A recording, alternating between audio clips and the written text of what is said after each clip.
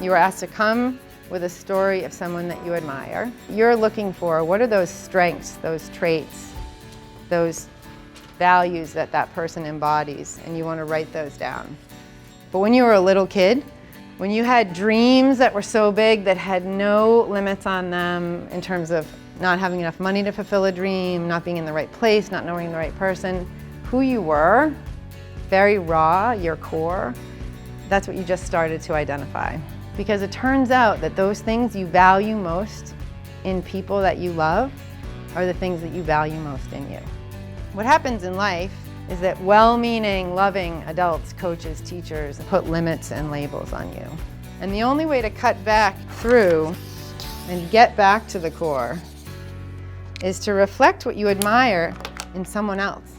So here's where we get to the whittling. So in whittling, there's something called preparing the blank. It's that piece of wood that you buy in the store, you find as you walk through the forest, and only you can see the vision in it. The next thing you do in whittling is you choose the right knife. And to get happier, you don't need a lot of fancy tools. You just need to identify what works for you. Centering the blade is the next thing that you do.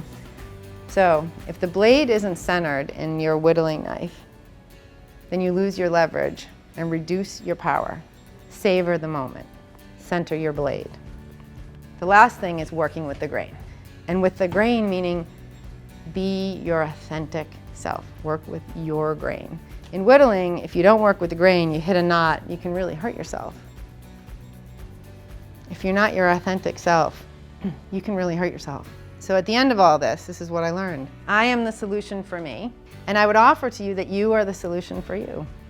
And I hope that this whittling scaffolding will help you get to a happier and more fulfilling place.